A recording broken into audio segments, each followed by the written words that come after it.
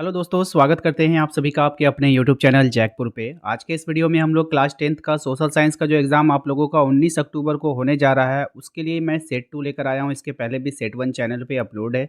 यदि आप लोगों ने नहीं देखा है तो वीडियो के लास्ट में वो वाला वीडियो दिखेगा, उस पे क्लिक करके आप उसको देख सकते हो, या नहीं तो डिस्क्रिप्शन में आपको प्लेलिस्ट का लिंक मिल जाएगा, वहाँ पर भी जाकर के आप अपने सभी वीडियो को देख सकते हो। तो चलिए शुरू करते हैं और देखते हैं आज का क्या है हमारा इम्पोर्टेंट सवाल। चैनल पे पहली बार आए हैं तो प्लीज़ चैनल को सब्सक्राइब करके बेल आइकन को दबा लीजिएगा ताकि आने वाली हर एक वीडियो का नोटिफिकेशन आपके मोबाइल पे चला जाए। चलिए देखिए क्या है हमारा पहला सवाल। सबसे पहले सवाल में आपसे कहा जा रहा है कि G77 से आप क्या समझते हैं। ऑप्शन से आपके पास संपन्न देशों का समूह है ये, अफ्रीकी देशों का समूह है ये, एशियाई देशों का समूह है ये, या फिर विकासशील देशों का समूह है ये। तो G77 के बारे में आपको बताना है, यानी G77 आप क्या समझते हैं इनके बारे में बताइए। तो इसका जो राइट आंसर है वो है हमारा ऑप्शंस नंबर 4। ठीक है, यानी ऑप्शंस नंबर डी यानी 4, विकासशील देशों का समूह। G77 क्या है? विकासशील देशों का समूह है, इसको याद रखिएगा। बहुत ही इंपॉर्टेंट सवाल है ये और आपके फाइनल एग्जाम में भी पूछा जा सकता है। अगला सवाल है हमारा, ब्रिटेन वुड्स व्यवस्था क्या थी। ऑप्शन से आपके पास युद्धोत्तर सैन्य व्यवस्था थी, युद्धोत्तर राजनीतिक व्यवस्था थी, युद्धोत्तर अंतर्राष्ट्रीय आर्थिक व्यवस्था थी, या फिर इनमें से कोई नहीं। तो इसका जो राइट आंसर है ना, वो क्या हो जाएगा? युद्धोत्तर अंतर्राष्ट्रीय आर्थिक व्यवस्था, ऑप्शन नंबर 3 हो जाएगा यहाँ पे राइट आंसर। क्वेश्चन नंबर अगला पे आइए। अगला सवाल है हमारा क्वेश्चन नंबर 3 में आपसे कहा जा रहा है कि भारत में आने वाले पहले 2 यूरोपीय जातियाँ कौन सी थी। यानी भारत आने वाली पहली 2 यूरोपीय जातियों के बारे में आपको बताना है। डच और अंग्रेज़ थे, पुर्तगाली और डच थे, अंग्रेज और फ्रांसीसी थे, या फिर फ्रांसीसी और डच थे।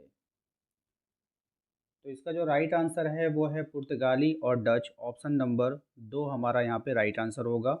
याद रखिएगा ऑप्शंस नंबर 2। भारत आने वाले कौन थे पहले 2 जातियाँ? पुर्तगाली और डच। क्वेश्चन नंबर 4 पे आते हैं। क्वेश्चन नंबर 4 में आपसे कहा जा रहा है 1890 के दशक में अफ्रीका के मवेशियों में कौन सी बीमारी बहुत तेज़ी से फैली। निमोनिया फैला, चर्म रोग फैला, चेचक फैला, या फिर रिंडरपेस्ट फैला।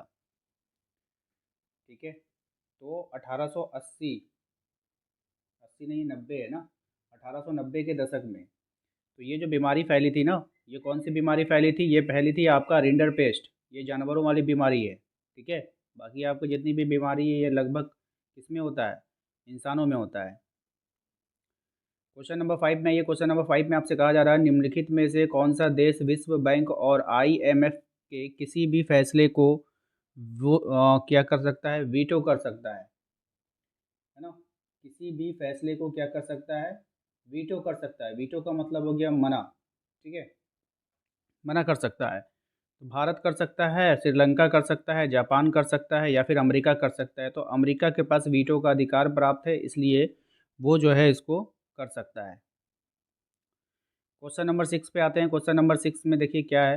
कह रहा है कि निम्नलिखित में से कौन दूर दूर के देशों के उपनिवेश बनाने में सहायक ना बने।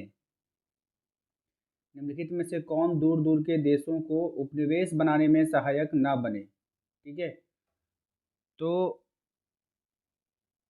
कौन नहीं बना है, किसके कारण नहीं बन पाया, ये आपको बताना है। रिंडरपेस्ट के कारण, चेचक के जीवाणु के कारण, गन पाउडर के कारण, या फिर आलू के कारण। तो राइट आंसर हो जाएगा ऑप्शन नंबर 4। ठीक है, निम्नांकित में से किन धुरी शक्तियों को समझा जाता है? किन्हें धुरी शक्तियाँ समझा जाता है, यानी धुरी शक्तियाँ किनको कहते हैं? ऑप्शन से आपके पास ब्रिटेन, फ्रांस, अमेरिका। दूसरा ऑप्शन है नाथसी जर्मनी, जापान, इटली। तीसरा ऑप्शन है जापान, इटली और फ्रांस। चौथा ऑप्शन है नाथसी जर्मनी, फ्रांस और ब्रिटेन। क्या होगा इसका राइट आंसर? बताइए धुरी शक्तियों के बारे में। राइट आंसर है इसका नाथसी जर्मनी, जापान और इटली। ठीक है, नाथसी जर्मनी, जापान और इटली। यानी कि इसका जो राइट आंसर होने वाला वो ऑप्शंस नंबर 2 ही होगा, नाथसी जर्मनी, जापान और इटली। ठीक है, क्वेश्चन नंबर आ जाते हैं हम लोग 8 हो रहा है ना, क्वेश्चन नंबर 8 पे आते हैं। भारत में चाय का प्रमुख उत्पादक राज्य क्या है? मणिपुर होगा, असम होगा, केरल होगा, या फिर बिहार होगा। तो कल के लाइव में हमने आपको बताया था, जब आपके लाइव क्लासेस हो रही थी तो वहाँ पे हमने कल शाम में, आप लोगों को पता है कि रोज़ शाम 7 बजे आप लोगों का लाइव क्लास होता है और जिसको भी ज्वाइन करना होगा तो आपको सब्सक्राइब करना होगा ताकि आप लोगों को पता चल पाए। तो सब्सक्राइब करके रखिएगा तो आपको पता चल जाएगा लाइव क्लास कब होती है, नहीं होती है, नोटिफ़िकेशन जाता है। तो भारत में जो चाय का प्रमुख उत्पादक है वो हो गया असम हो गया, दूसरा क्या था हमारा दार्जिलिंग था। याद है? याद है ना? कल ही हम लोग किए थे दार्जिलिंग।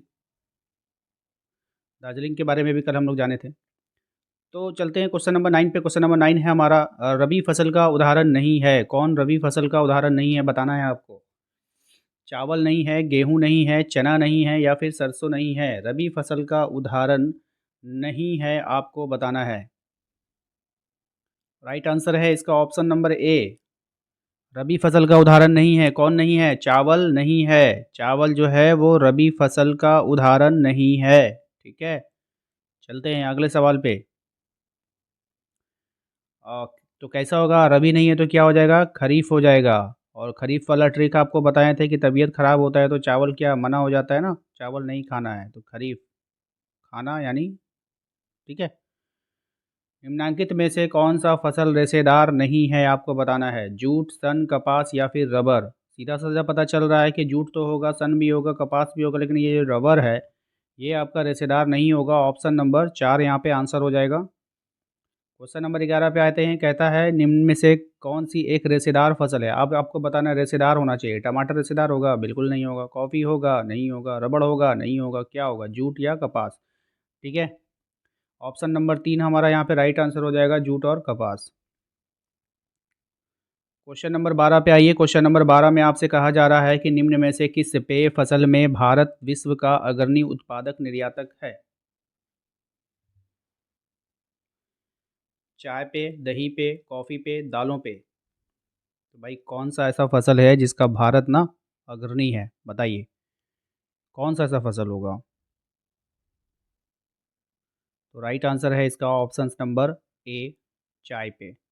ठीक है, अगला सवाल है हमारा, रेशम उत्पादन के लिए रेशम के कीड़ों का पालन क्या कहलाता है। यानी रेशम को जो पाला जाता है ना उसको हम लोग क्या कहते हैं। Floriculture, sericulture, horticulture, agriculture.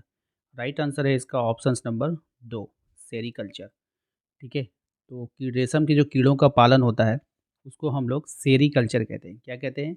Sericulture कहते हैं। आते हैं अगले सवाल पे। अगला सवाल है हमारा, गन्ना प्रमुख उत्पादक राज्य। बहुत ही फेमस क्वेश्चन है ये। उत्तर प्रदेश, कर्नाटक, बिहार या फिर पंजाब। तो यहाँ पर जो राइट आंसर होने वाला है वो होने वाला है उत्तर प्रदेश। ऑप्शन नंबर 1 हमारा यहाँ पे सही जवाब हो जाएगा। और इस पर हमने ट्रिक भी बताया था कि गन्ना क्या होता है, एक लाठी की तरह होता है ना। तो अगर आप उत्तर नहीं दोगे तो आपको क्या है, लाठी से मार पड़ेगी। तो इस तरह से हमने एक ट्रिक बना करके आपको समझाया था, याद करवाया था लाइव क्लास में। क्वेश्चन नंबर 15 पे आते हैं, कह रहा है किस फसल को सुनहरा रेशा भी कहा जाता है। कहवा को, कपास को, जूट को या फिर रबड़ को। ठीक है, सुनहरा रेशा यानी गोल्डन। ठीक है, किसको कहते हैं, किसको सुनहरा रेशा भी कहा जाता है, तो जूट को। याद रखिएगा, जूट को जो है सुनहरा रेशा कहा जाता है। यहाँ पर आप ट्रिक लगा सकते हो सकता है कि अगर आप भूल गए एग्ज़ाम में, आपको समझ में नहीं आया कपास होगा कि जूट होगा, अगर आपको कन्फ्यूज़न हो गया वहाँ पे, तो आप यहाँ पे देखिए रेस से रेशा से रेस याद रखिएगा। रेस, रेस अगर जीतना है, रेस में अगर सुनहरा, सुनहरा से हो जाएगा सोना। रेस में अगर आपको सोना जीतना है तो जूता पहनना होगा। जूट यानी बूट, जूत, जूता। ठीक है, जूता पहन के दौड़ो रेस में, आप ज़रूर वहाँ पे क्या जीत जाओगे, गोल्ड जीत जाओगे, सोना जीत जाओगे। ठीक है, तो इस तरह से ट्रिक लगा लीजिएगा, बिल्कुल भी कन्फ्यूज़न नहीं होगा।